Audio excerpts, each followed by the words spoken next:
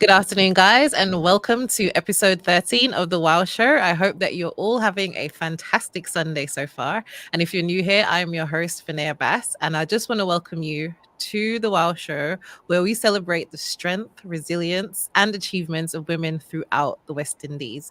I feel so blessed to be able to spend my Sunday afternoons with you and getting to know these fabulous and phenomenal ladies of the West Indies. So last Sunday, I sat down with the fantastic Trinidadian and the director of the UE Seismic Research Center, Dr. Irasila Joseph. And today we are heading off to Jamaica for the first time to catch up with Miss Jamaica Universe 1994 and self-proclaimed Miss Jack of all trades, which is Angelie Spencer. How are you this afternoon, Angelie? I'm great. Thank you, Vernier. How are you? I am absolutely fantastic. So how are things over there in Jamaica? Jamaica is doing really well. We're actually recovering from Beryl. You know, she came pretty close recently, just a few weeks ago. To be very, very honest, we were actually spared. The majority of the island was. A small part, St. Elizabeth, actually was hit really badly, but they're recovering really well. The government and private sector are really rallying to get people back on their feet. But we're doing really well. Yeah. Luckily for us here in Montserrat, we weren't really affected by it. We had rain and thunderstorms. But Right. sometimes when you're in a small island like Montserrat, you take for granted how big a place like Jamaica is, where some of you, were completely affected by it. I think you said 95% of the 95% of the homes in St. Elizabeth lost their roofs. Well, on our side, like here in Kings, it literally was just heavy rains. It was just another rainy day with just mild wind. So I had no down trees, no down branches, like none of that really in our area. So we're very, very fortunate to have been spared. Absolutely. And I just hope that the hurricanes just stay off the coast of Africa and leave us alone for the rest of the season. Wishful thinking. We have months to Yeah. Yeah. That would be lovely, but we'll see.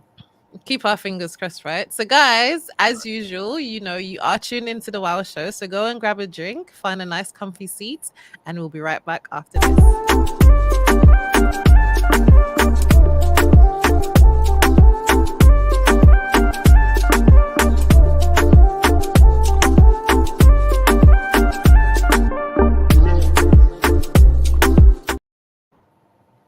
So, Angelie, it's such a pleasure to be sitting down with you. It's so funny how I reach out to all of my guests, and I'm just happy that they accommodate me and they join me on the show, because I'm literally a woman that's popping up out of nowhere here in small little Montserrat and asking you to come online and share your stories with me. So let's start from the beginning. Can you tell me a little bit about your childhood growing up in Jamaica, and how did that upbringing shape the person who you are today? So I grew up in a 6-person family. So it was mother, father, and I have 3 siblings. So I have 2 older sisters that are twins and a younger sister.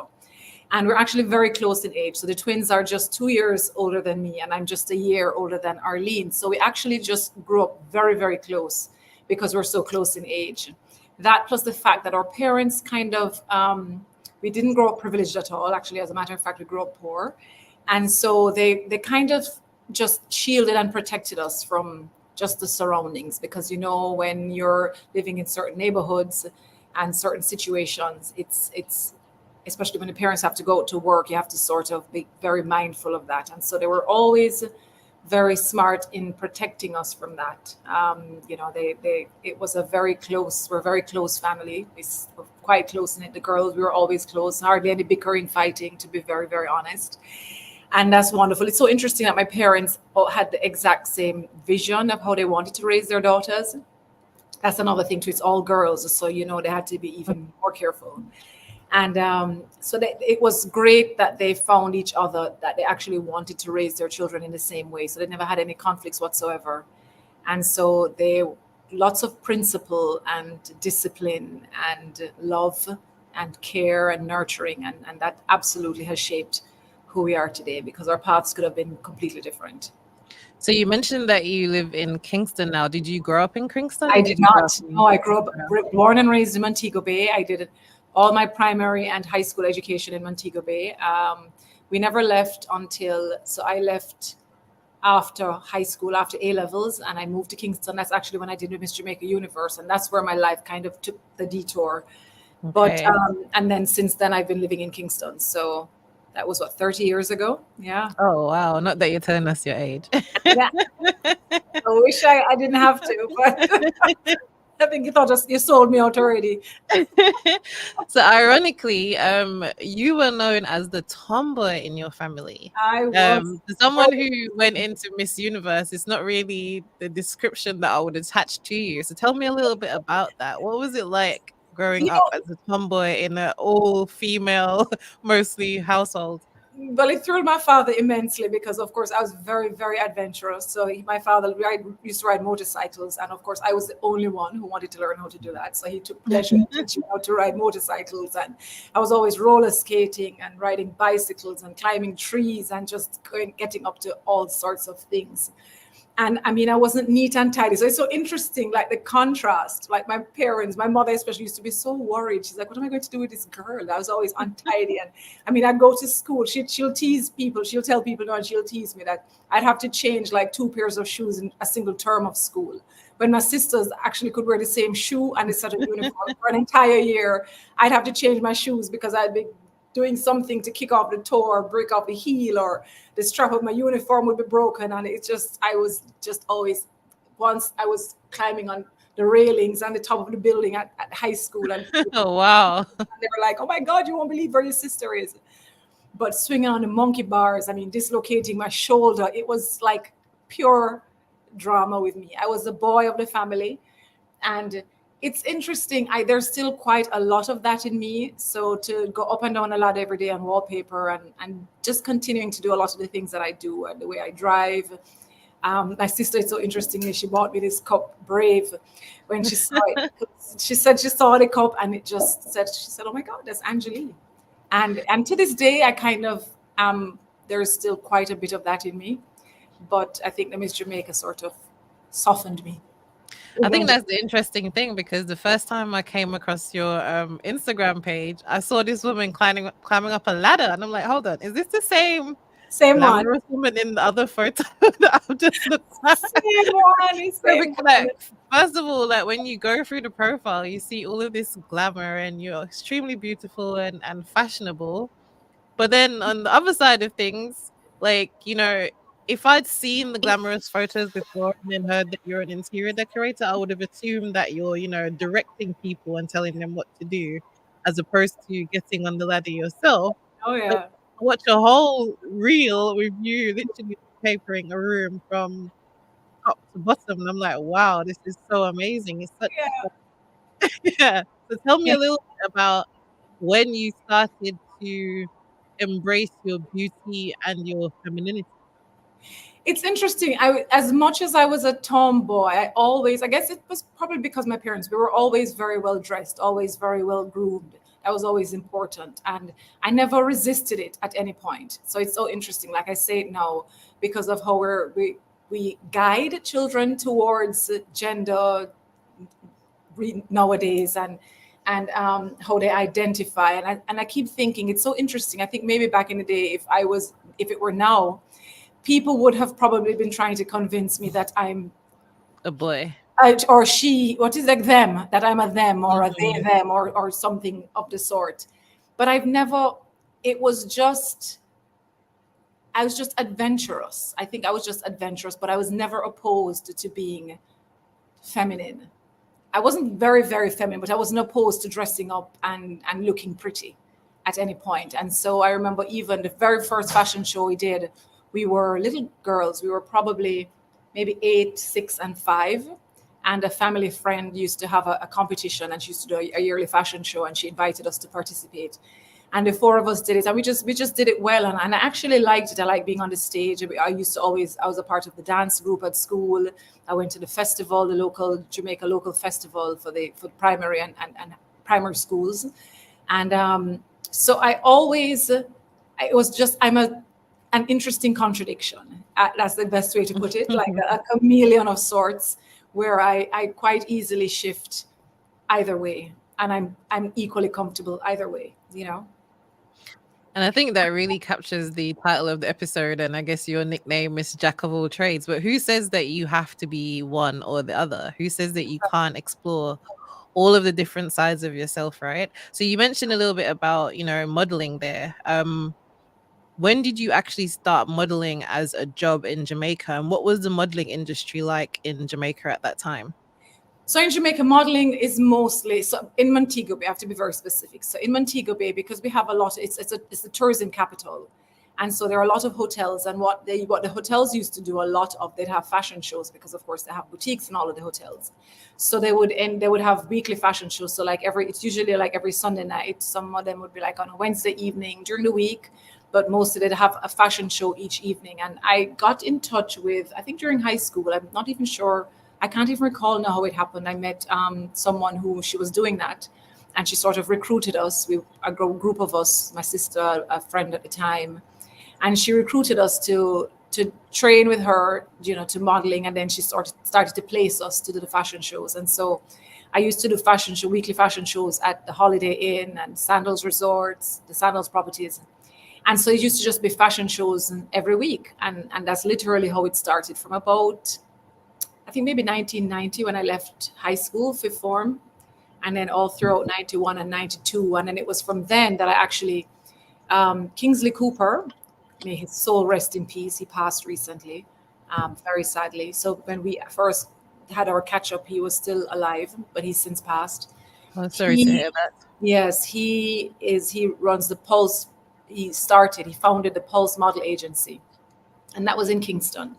But what they Okay. would do is they'd have a model search every summer, and they just go all across the island to the major towns and cities, Ocho Rios, Montego Bay, Mandeville, and do like casting calls. And so when he came to Montego Bay, I was actually at the venue where he was having the casting call, and he casted a few of us. And we Okay. were invited to Kingston, and my parents allowed me to go. This was actually 1992, so I was what, 17 years old. No, yeah, 17 years old. And so we came into Kingston, and they actually had the model search pageant competition. And we had a model search, and I was selected as a finalist for the Miss Jamaica fashion models. So in Jamaica, it's a lot of runway modeling. It's very little print work. Okay. So you'll do like commercials, but it's a lot of runway modeling. And truthfully, I believe that was actually my strength. My strength was actually on the runway. I really, to this day, love being on the stage. And I got quite a few years experience doing that. So by the time you fast forward to 92, when I did the fashion model competition, I actually did really well. I remember being placed as the most dynamic. I won the award for the most dynamic contestant. They had two awards, and it was most dynamic and best movement, and I won most dynamic, which was pretty awesome. And then I remained with Pulse for 2 years until 94, when Kingsley called me and asked me to enter the Miss Jamaica Universe pageant. And I remember laughing, and I thought, I like listening, taking this joke very, very far, because I remember my exact words to him. I said, listen, I have a mirror, and my mirror does not tell me that I am pretty. So I am not entering any beauty pageants. And he said, no, actually, Angelie, I don't agree with you at all. I think you do really, really well, and we'd love to have you. I spoke to my parents about it, and they've always been very encouraging. The only advice they ever give is just do your best. And I have an innate inability to lose. Like I do like to, I also have this incredible drive to do my absolute best at whatever it is that I choose to do. And so I just went in with the approach. I'd never imagined, to be very, very honest, that I would win. I just thought I was going to participate. I was going to do my absolute best. And I was just going to hope for the best, place in the top three, maybe probably win a couple sectional prizes and just do well and get more exposure, probably get some commercials, that kind of thing. And then lo and behold, I remember being called up and thinking, what just happened? Did they really just call my name? Can you clarify for me, because is Miss Jamaica Universe the same thing as the pageant that you participated in the Philippines? Or is it Yes. two So, separate things? so Jamaica had two franchise holders for many, many years. So, there's the Miss World pageant and there's Miss Universe. And we had Pulse was the franchise holder at the time for Miss Jamaica Universe, whose representative goes to Miss Universe. And then there's Miss Jamaica World, and that representative goes to Miss World. And Okay. interestingly, the year before, in 1993, the year before I went, Jamaica actually copped the title of Miss World. So I actually went into the Philippines with every single eye glued on me, because they're like, we have to see who Jamaica is sending, because they are now the reigning queens. We had the latest queen, because Lisa Hanna had just been crowned Miss World just months before. And so it's two different pageants. So I went to Miss Universe, and that was in the Philippines. Awesome. And you were viewed as the underdog in that high profile competition, because Yeah. I think that you're beautiful, but there were some people who didn't think that you met the beauty standards of Yeah. a pageant queen. So can you tell me a little bit about that? How did it feel to be considered the underdog in such a high profile competition, and then also having to follow in the footsteps of Lisa Hanna as well? So interesting. At the time, it was for many years, our queens always had naturally curly or straight hair and lighter complexion. So for many years, that was typically who was crowned Miss Jamaica. And it was very unusual for somebody of a darker complexion with relaxed hair, short hair, to have won the title. I mean, when I think about it now, all the other girls preceding me had been of mixed race. So there was white, there was half white, Indian, there are a lot of mixes. So I was the first black one of them for Miss Jamaica Universe. For the fashion model, it was different, because, they kind of had a different concept of beauty at the time. So it was for that reason why I really doubted that I would win, because I just never fit the mold or the standard at the time for the queen. So it was very mixed. It's very interesting, because on the evening of the pageant, I was by far the crowd favorite, because I think it was my strength on the stage. So I had a huge advantage over the other girls, and I'll be the first to admit that my stage presence was very strong. And so, of course, I commanded the attention of the audience, and as a result, the judges. But it's interesting. I didn't have the prettiest face. I didn't have the best figure. I didn't have the best legs. I didn't have the best skin tone. But I was the perfect combination of all of those things. And I think I can't say, and I don't think anyone can, when they think of it, say that I didn't deserve to win. So at the time, I was underdog here, and then going to the Philippines, it was the same. But it was so interesting. I remember coming back. I did not place in the top 10, because I just chose a top 10 and then crowned a winner at Miss Universe. So, of course, if you're a top 10 out of 84, that's amazing. And I never did that. But I remember coming back to Jamaica and being picked up at the airport, and Mr. Cooper said to me, "Boy, Angelie, I have to congratulate you." And I was like, "Why are you congratulating me? I didn't place." And he said, for the first time in all the years that he's been doing the pageant, he's never seen Jamaica so heavily featured outside of placing in the top 10. I was just very, very popular among the organizers, among the choreographers. So when you watch videos now of the Miss Jamaica, the opening act, the opening dance, the performance with Peebo Bryson, I was just always front and front. Nice. And then I remember even when they had to choose people to do little visits, and they wanted to do some press releases and stuff, it was always, there were a bunch of us that they always called Miss Philippines, Miss Belgium, Miss USA, Jamaica. I mean, Jamaica was just always there. And I just found it really interesting. So it's so funny, like once in a while, I very rarely have regrets, and I very rarely look back. But I wonder now, if I knew then all that I know now, and if I was then all that I am now, I could have really been a force in that pageant. But I just went there just to have fun, because same thing, I just never imagined that I would have placed. And so I didn't really make that much of an effort. And then it was just inexperience. I was just 19 years old as well. So it's very interesting. So speaking about what you knew then compared to what you know now, you didn't consider yourself to be pretty then. But what does beauty mean to you now, in, as you reflect on the past and, your perception? How has your perception of beauty changed over the years? I think representation matters, eh? And it's crowning a queen like me in 1994, and then subsequently many to follow that looked more like me, and then evolved to even darker skin and unprocessed hair and short hair rather than putting in extensions. So that's why representation matters, because every young girl, especially in a country like Jamaica that is majority Black people, even though we're out of many one, You have to see yourself in those who represent you. And so there is beauty in all of us. What is beauty? Beauty is in the eyes of the beholder. It's so interesting. Like and to this day, I do maintain that I'm not pretty as it relates to the standard of a pretty woman. So nobody ever looks at me and says, "Wow, you're so pretty." What I do get as a whole is I am beautiful.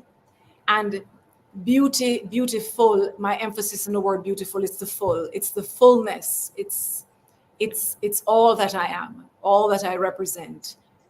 It is the grace and the poise, and I'm only repeating what people tell me.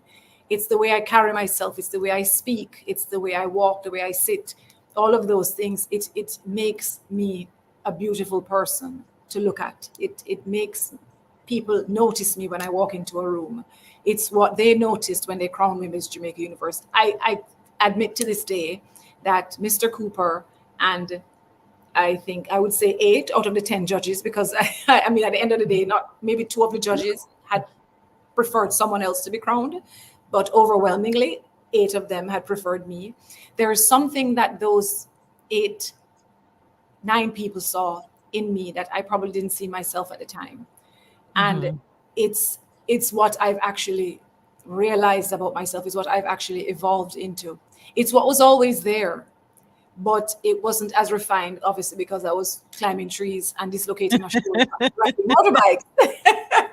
but, But maybe that's what, maybe that's what preserved your perception of what beauty is. Because if you were someone who was vain and was walking around all the time thinking, I'm so attractive, I'm so beautiful, you maybe wouldn't have pursued all the different things that you did, because sometimes that vanity can take away from your creativity and your ambitiousness and things like that, because lots of people rely on how they look alone. Yes, especially the pretty privilege, especially in this day and age where you go on Instagram and all you see is a highlight reel of people's life and everything looks so beautiful.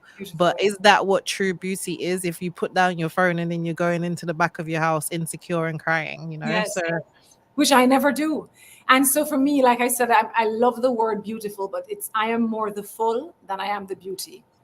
And it's the beautiful also. It's the being me. I love that. That really speaks to me, and that what really defines me. So I say it with the most amount of humility that I can muster when I say that I am not pretty, but I am in fact, I would say, beautiful. Awesome. And on that note, guys, we're going to take a quick break, but just remember, be beautiful until we get back.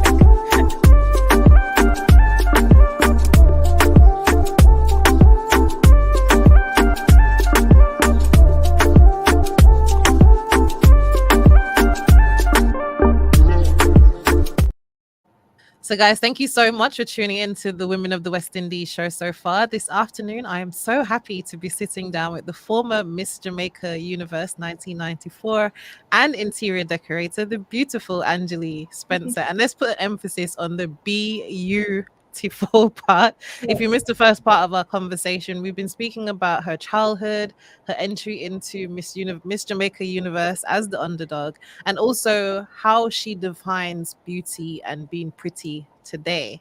Now we're going to take things a little bit further on. After Miss Jamaica Universe, you became a flight attendant for Air Jamaica, and you ended up staying there for over 10 years. Tell us a little bit about that transition from coming off the high of being Miss Jamaica Universe to then, having to find a job, and why did you choose Air Jamaica? So it's interesting. It's great to be a queen. It would be lovely in an ideal world to have just reigned for an entire year and just do that. But of course, because everything was happening in Kingston and I was still living in Montego Bay at the time, I actually relocated to Kingston, and I actually needed to earn, to be very honest. But truthfully, I did quite a bit during the year and I had quite a few obligations. And so I moved to Kingston. I was back and forth actually between Kingston and Montego Bay a lot. And then the opportunity came up just as I gave up my crown, that they were actually looking for new flight attendants. This is when Air Jamaica had gone through a transition just 2 years prior. And so at the time they were sort of getting newer flight attendants in. And somebody recommended it. They're like, Angie, this would be something fun for you to do for a few years. And I remember, I'll speak about this eternally. Novia McDonald White it's the senior lifestyle editor with Jamaica Observer. And Novia, I'm sure you've probably heard of her. She'd be a wonderful person for you to speak to as well. She has Mhm. single-handedly transformed the lifestyle landscape in Jamaica because she has this incredible grasp of everything lifestyle. So she has conquered covering, featuring, and highlighting everything about fashion, food, beauty, and just lifestyle. And Novia was actually one of the judges in my pageant, and she actually did some preparatory training with me to prepare me for Miss Universe. And she had had some experience, and she said, Angelie, eventually she said, I hear you're going to be doing this thing, and she says it's great, it's fun, you get to travel, you get to meet people, it's a wonderful experience, but you get so very comfortable that a lot of people just get situated and they don't do anything else. If you have dreams to do more, then you just have to enjoy it while for a few years and then move on. And Mhm. she was right. I enjoyed it immensely. I did it for exactly 10 years. I was from July 1995 until July 2005. And I'd gotten very comfortable, very accustomed to it. It was actually a really nice job, just getting to travel, see the world. I got to visit my five sisters in the UK. I got to visit family. You had all these, wonderful benefits, and it was a wonderful experience. But for me, the end of it came. I'd gotten married in 2002, and then I had my daughter in '04. But prior to that, I actually miscarried before I had my daughter. And so it was very traumatic for me. Even though you don't fly, when you're a flight attendant, once you start to show a uniform doesn't fit you, you stop flying. So I had that security of staying home for my pregnancy. But once she was born, I just looked at her and I just thought, I just don't want to leave this sweet child and go on a plane anymore. And I remember I went to work when it was time for me to return. She was 3 months old. I was exclusively breastfeeding. And my husband and I made a decision that we were going to, I wanted to resign. And I went and I attended my resignation. And they said, well, we're actually going through a transition now. We're giving people time off. So if you'd like, we can give you 3 more months so that you can kind of wean her a little bit more. And then you can come back in at 6 months. And that was very welcome that I did that. And I went back, but I was still breastfeeding, and I remember expressing milk on the plane, on my flights, and returning, and she was just very clingy because she missed me. Her crying when I was leaving, and it just broke my heart. And at that point, it I wasn't served in flying anymore. My purpose was now to be at home with my family, and it could be because of the loss that Mhm. having her was just so much more impactful for me, and it was my need to be home was much stronger, and I'd had enough of flying by then. 9/11 had happened and everything had sort of changed. Flying wasn't so much fun anymore, and and then I just made a decision. And it's so interesting, to this day I have no regrets whatsoever having flown with Air Jamaica. It was such a I was so filled with pride to have done that, and I have never missed it since the day I resigned. So I Mhm. know that it was just the perfect timing. 10 years, and that was it. And that's the thing. Sometimes it's important to obviously start a career, but sometimes it's equally as important to know when to walk away. And I Precisely. think, as you expressed just now, it was a very traumatic experience for you because I think you mentioned that you had not one, but two miscarriages. So after experiencing those miscarriages and finally getting your beautiful daughter, who would want to be away from their child? You want to capture Precisely. every moment.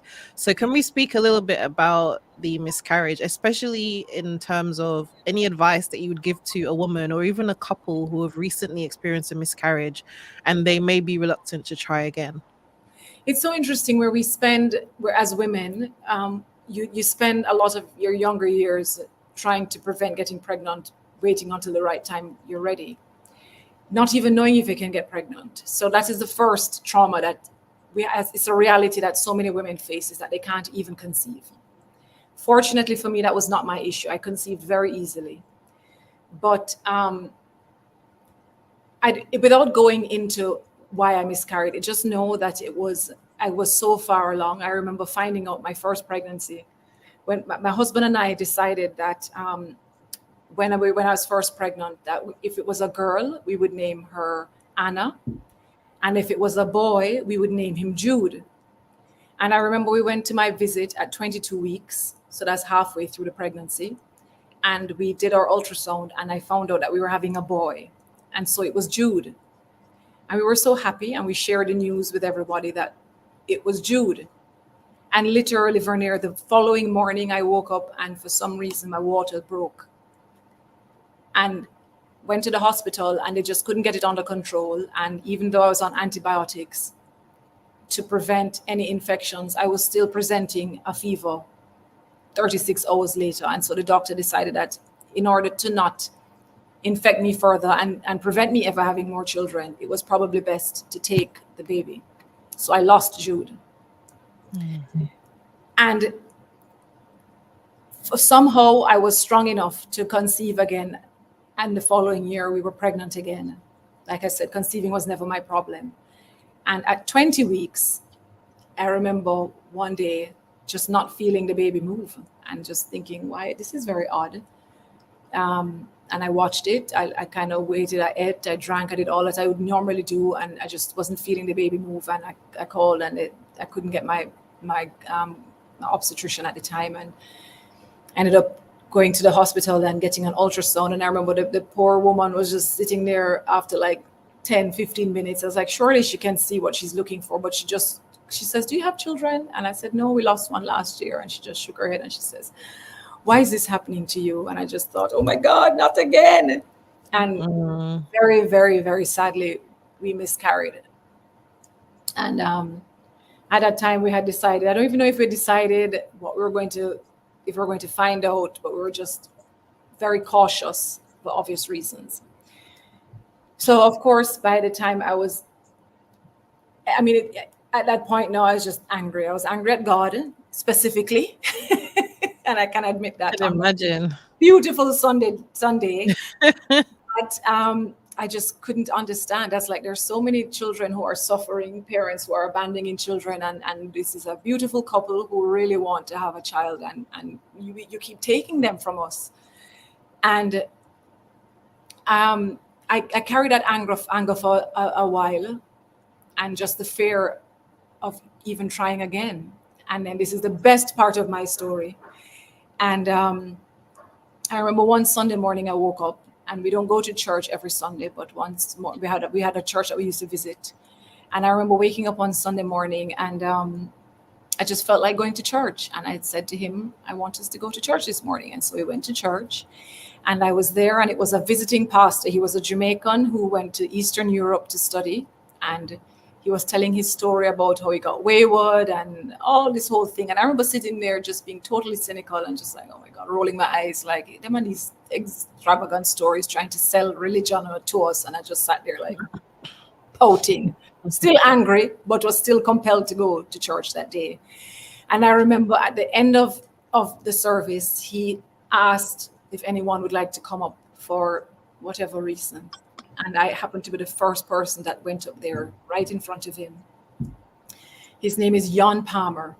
And I remember I told him, I said, you know, my husband and I have lost 2 babies in 2 years, far along, and we don't know why this is happening to us. But I want you to just bless their little souls and just say a prayer for us because we want to have children.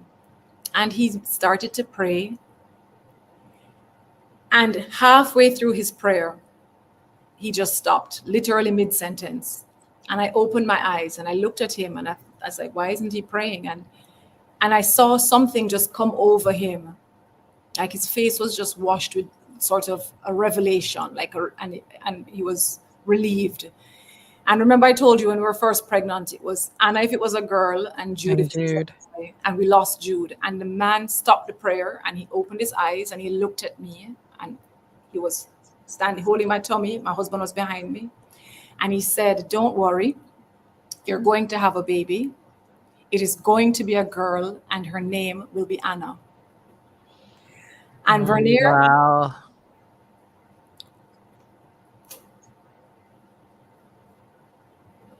That was all the confirmation that you can ever And 2 years need. later, here came Anna. And it's so interesting. Anna means grace.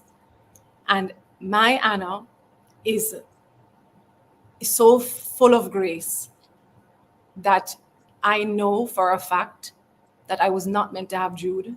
I was not meant to have Jesse. I was meant to have Anna. Anna was to be my first child. And to this day, I don't even mourn those babies because Anna is who my God chose for me. And she's the one who came. And I was subsequently blessed with Luke. And my children are an absolute joy for me. So what lesson do you think you took from that period in your life? I know it's a very emotional moment and I feel So emotional right now myself. So I can it's only imagine how you feel, but you know, you said that you didn't mourn the two of them. So obviously you took a lesson away from that moment. What lesson did you take away from that moment? that Jesus loves me, this I know. And not because the Bible tells me so, it's because he told me so. He's demonstrated for my entire life that I am truly blessed and highly favored. Like there is, but for those terrible losses, I have suffered very little in my life. And I have just been very fortunate in every step that I take, in every path that I go down, in every decision that I make. I'm just blessed and I'm favored. And so I don't have trauma that stays with me because he continues to bless me and my blessings far outweigh any trauma that I face. My blessings and my favor make up for any loss that I suffer. And it's such an interesting thing. It just makes me realize it's something I know about myself. I know that I am incredibly unique and special, and I know equally that there's nothing incredibly unique or special about me. And I find it a strength because it's just who I am. I'm just Angelie.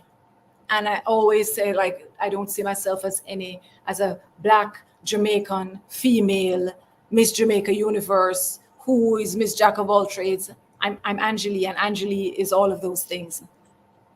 Angelie is everything and nothing, and that's literally how I see myself, and that's how I approach my life. And so I I I am so blessed and favored. I don't step out each day saying, "Oh my God, I'm blessed and favored," and I walk around saying I'm blessed and favored. It's just a part of me, and so I move with that assurance and confidence that I Yeah. am blessed and And favored, you're beautifully and wonderfully made. beautifully and wonderfully made, beautifully, Yes, beautifully beautifully and and wonderfully wonderfully. made Yeah, by it's Jesus Christ and himself. I would never want to be anyone else. I love who I am, and I love who I've become, and I love who I was, and I just love being me, and I'm very, very grateful for the life that I've had.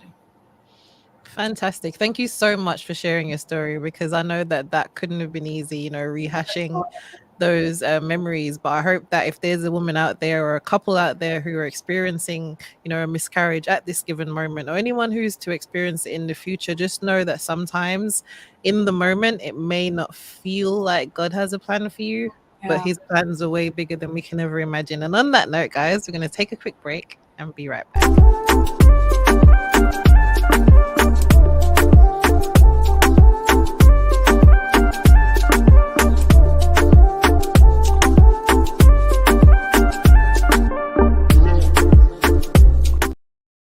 So, guys, thank you so much for tuning in to Women of the West Indies. We are having a fantastic conversation this afternoon with the beautiful former Miss Jamaica Universe, Angelie Spencer.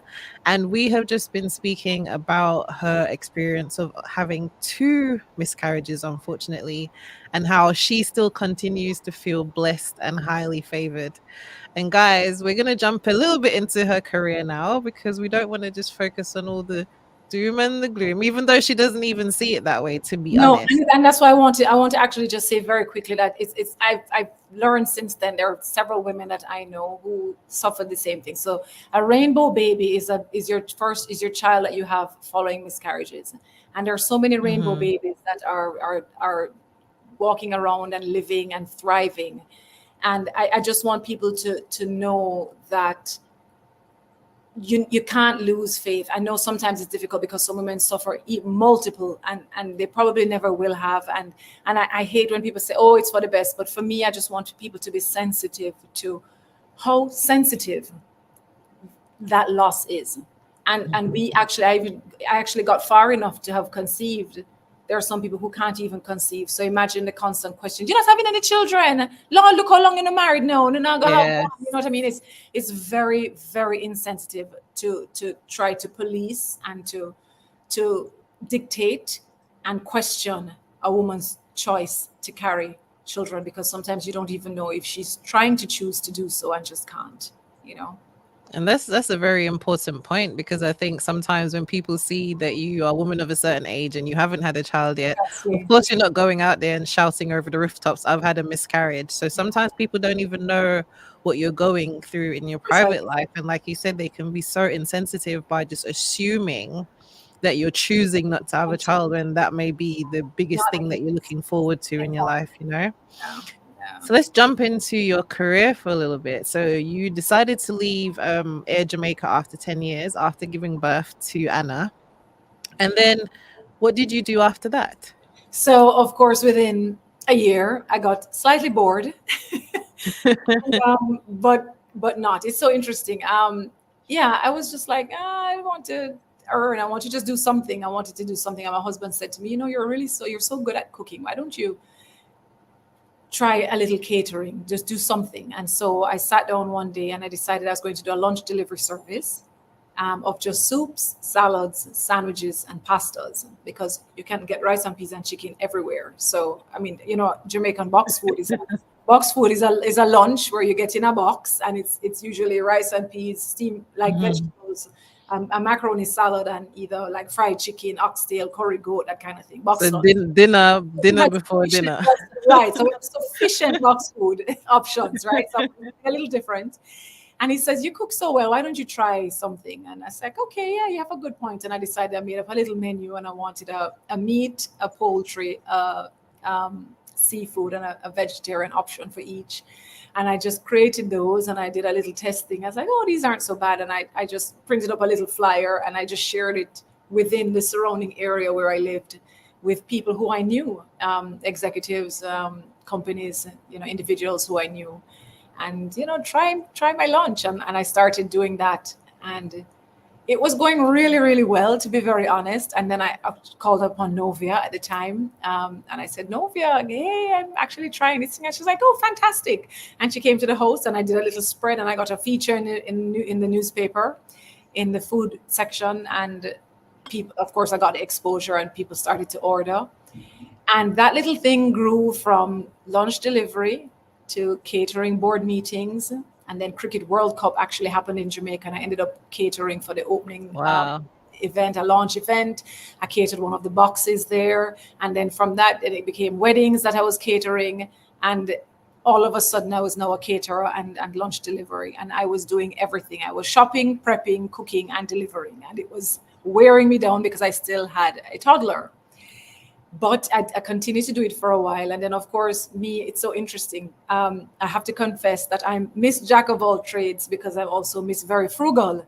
So I love nice things, but I don't love to pay plenty money for nice things. So when Anna was turning one, I said, I want her to have a beautiful two-tiered fondant cake. At the time, I didn't even know what fondant was. And I started to get some costs, and they were like 5 figures. And I was like, I'm not paying so much money for a cake for a 1-year-old. And I thought to myself, how difficult can it be to make a two-tiered cake? So I Googled fondant, and I found a recipe.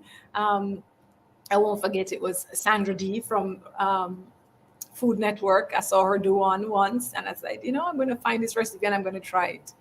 And I got very brave, because I am, in fact, brave. And I baked my cake, which I'd always been baking quite well, but I decorated the cake and it turned out so beautifully for my first attempt.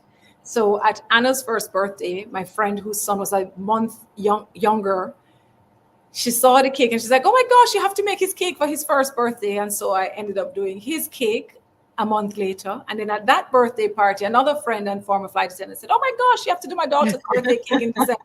And so I did that little handbag cake 2 months later. And then at that birthday party, somebody saw it and says, oh my gosh, you have to do my sister's wedding cake.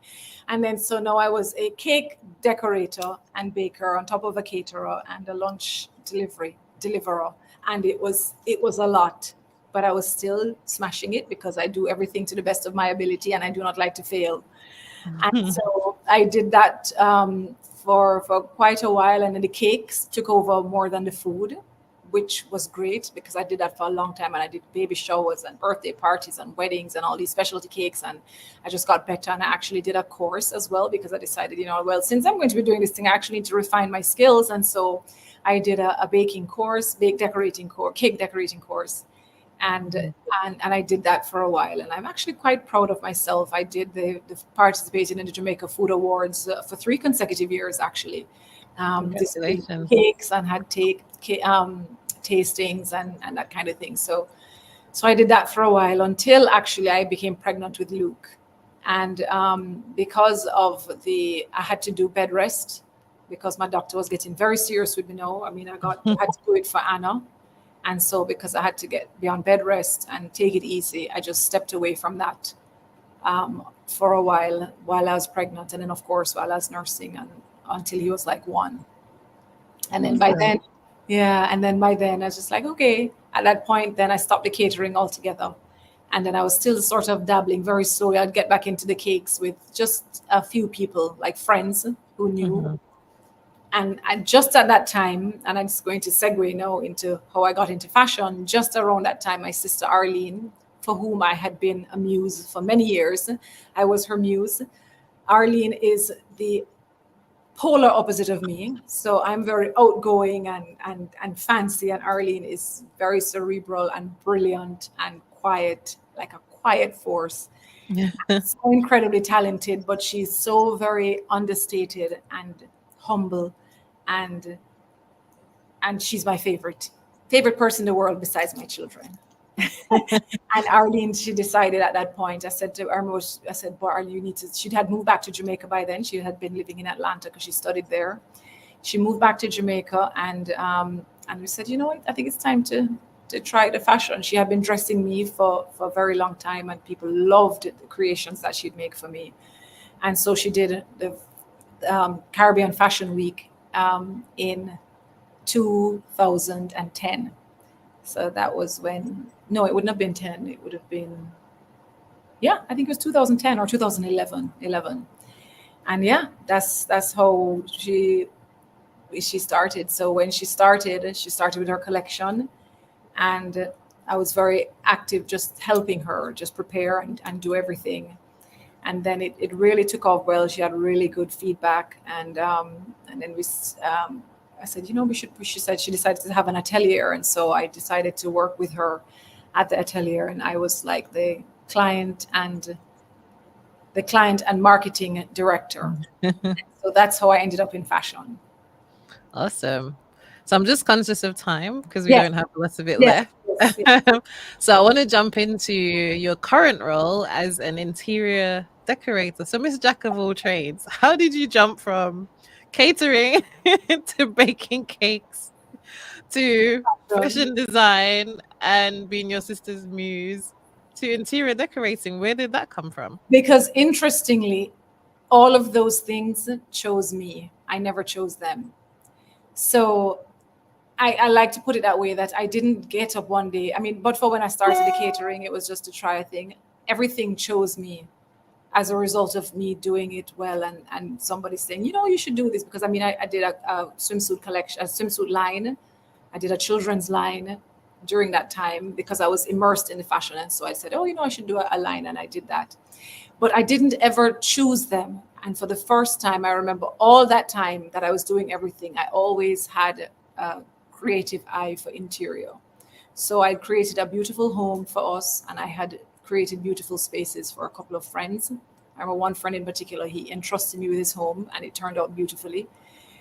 And just other things. And I was very hands-on. So I would reupholster my chair, like the cushions and that kind of thing. So I was hands-on. And then I remember having for the Jamaica Observer, when Novia actually came to do the coverage on the lunches, she looked around the house and she said, you know, Angelie, you actually have a good eye. Why don't you write an article about something, anything, like ottoman that you covered?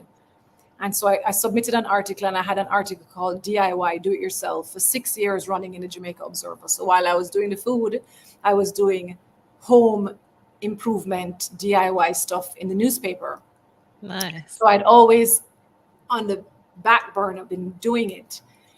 And then in 2017, I just decided I'd done all of those things, and I just had this overwhelming desire to give interior decorating a chance, you know, just give it a shot. And just as I decided to do it, the Jamaica Observer that year decided to launch the Design Week, which is related to construction, architecture, and interior design. And I called Novia, I was like, I can't believe this, Novia. I'm actually thinking to finally do interior design. And she's like, oh, finally, I've been telling you this for years. And so I remember hosting that first year with Ashley Furniture Home Store, and it went so well, and everything picked up in 2017 that I decided I've always had a love for wallpapers. So there's like wallpapering throughout my house. So if you can't really tell, but there's wallpaper. And that's the interesting thing. How did you fall in love with wallpapering? Because Always wallpapering is not something that you see a lot in the Caribbean. At all. And I've had wallpapering in my house for 13 years. And when I moved into this home 13 years ago and renovated it, I had wallpapering in my bathroom. I had wallpapering in my dining room. I had wallpapering everywhere because I've always loved it. I'd done some projects even before I moved here where I just loved the texture, just adding texture and dimension to the wall. And you know, people just paint a wall a color. I actually like the pattern and the texture. So I've always had a love for it. And I know that the UK is the home of wallpapering. You live there, so you know that. Yes. And I just decided I wanted to incorporate that. I wanted to be one of the selling point, one of my feature styles in interior design. And so, and then I'm, like I said, I'm very frugal and I'm very hands-on. I see beautiful furniture all the time that just people want to just toss it when they actually can just renovate it and they can refurbish it. And so I decided to research online, and I said, I'm going to go to the UK, right to the source, and I'm going to learn how to wallpaper. And while I'm there, let me also do a course in upholstery. And so I went to the UK in 2018, and I did a wallpapering course. I did an upholstery course, wallpapering in Oxford, upholstery in Kent. And then I came back armed with the knowledge, and I've just been doing it ever since. And it's brought me so much joy because it's just transforming people's homes. And for me, more importantly, is transforming pieces that people love and cherish and things that mean a lot to them that I'm able to let them now fall in love with. You have an old piece that you want to chuck, but it is sentimental, but it looks like hell. And you're like, well, I'm like, no, well, let's renovate it. And so I've done quite a bit of that. And the thing that I've chosen, finally, I'm enjoying immensely. Fantastic. So how do you, because obviously we mentioned when you had your daughter, you had to find a balance, and then you had your son. So how do you find a balance with all of your diverse interests and your professional endeavors with your family life? Because I'm a Libra, we're a scale, right? It's important that I do. It's interesting. I'd like to say I'm the hardest working lazy person you'll ever meet. I'd rather just sleep in. I'd like to sleep in and wake up and have long lunches and drink champagne and travel and do all these wonderful things. But I like nice things, so I have to work. But I have an incredible capacity. Like, I'm happy to laze, but I have an incredible capacity to work hard. And then because of my drive to do things to the best of my ability, I just do what I need to do when I need to do it. And so I'm genuinely a balanced person. So I as much as I can, I balance life, and then I have incredible help and support. My husband is very supportive with the children. So I remember Anna at the time got a lot of my time when she was in school. I was this class rep and I was doing volunteering at school. But then by the time Luke was in school, I was working more, but no, my husband did all of the picking up and the dropping off. And so with that support, it has been very, very helpful. But I just remember that I have a family to take care of, and I just slay at work, I slay at home, and I carve out time for myself to just have inner peace and balance. And so that's what I have to do. It's very deliberate, and I deliberately make the effort. Sometimes once in a while something gets neglected, but I'm becoming much more I'm balancing much better. Much more intentional. And then much more, and then the kids are also older, so it's easier now. I mean, Anna is off to university, so one less responsibility. Luke is much older, so yeah, it's getting easier. So now the career and the self-love and self-care is better, and it's perfectly timed. Awesome. So a question that I ask every guest as we close the conversation is, can you share with us a wow moment in your life? I usually say it's a defining moment when you knew that you were doing what you're supposed to do, but you're a jack of all trades, so I'm not sure. I'm not sure how you would choose to answer that moment. But was there ever a point in your life when you actually thought, "Wow, I'm blessed and highly favored"? I'm very fortunate. I've had many wow moments. I would say that it's just been a big wow. It's every time that I've had any obstacle, any time that something has gone bad, or there's been a low light.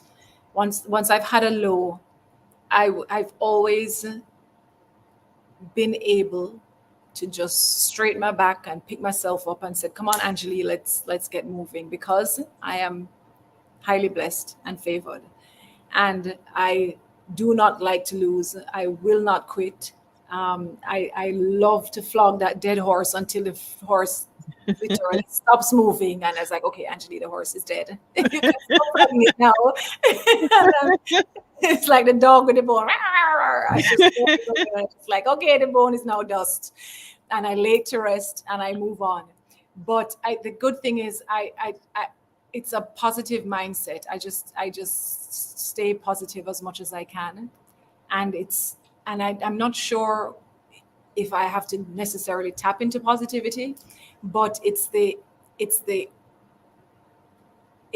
need to not fail at anything. It's the need to, I like to put it this way. There's a song by the Heptones called Book of Rules. It says, "Common people like you and me will be builders for eternity. Each is given a bag of tools, a shapeless mass, and a book of rules." And I used to sing just the chorus of that song for many years because it's so catchy and it's so awesome. And you dance and you sing, and then it really resonated with me a few years ago when I listened to the words of the song, and I realized just what it was saying. So God, you get a bag of tools. Your bag of tools is your gifts, your talents, your intellect, all of those things. And God gives you these tools with a shapeless mass. The shapeless mass is for you to use your tools to form whatever it is that your talent allows you to. And so I take this literally, and I have used every tool in my bag. As a matter of fact, I feel sometimes that I even peep in other people's bags and say, "Lend me that, lend me your tool, lend me your hammer," and I borrow people's hammer and I use somebody's hammer and chisel.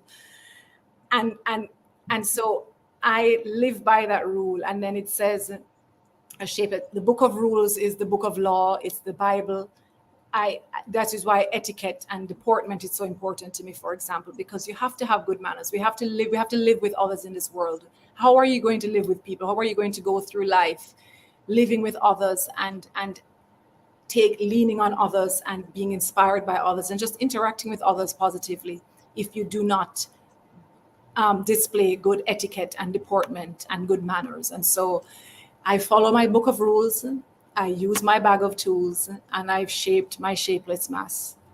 And that is how I've just approached my life and how I'll continue to approach my life. And that is literally my journey. Fantastic. And what a wonderful way to end our conversation. I hope that you're able to. I don't even know if you need to use your bag of tools anymore, but you're probably reaching over into someone else's bag at this Yes, point. I did. Yes, there are a couple of things I still want to do. Yes, but thank you so much for joining me this afternoon. I hope that the listeners and the persons watching online have taken a lot of gems away from this conversation. Guys, make sure you tune in next week. I will be sitting down. We're heading over to Guyana again, actually. We're going to be sitting down with Miss Sarita North. She is the social media manager for BET and VH1. So make sure you tune into that conversation. But again, Angelie, thank you so much for such Thank an you. awesome conversation this afternoon. You're Thank you absolutely so much. phenomenal woman, Thank you for and you considering me. are beautiful and Thank you. wonderfully made. Thank you. And I hope to meet you also at. Yeah, I hope to see you one day here as well. Thank you so much for joining me this afternoon. And Thank again, you. guys, thank you so much for tuning in to the Wow Show. Remember, we're back here every Sunday at 4:30 p.m. on Radio Anguilla and also on Wednesdays on ZGB Radio. Thank you so much and take Love care. to Anguilla family. Take care, guys.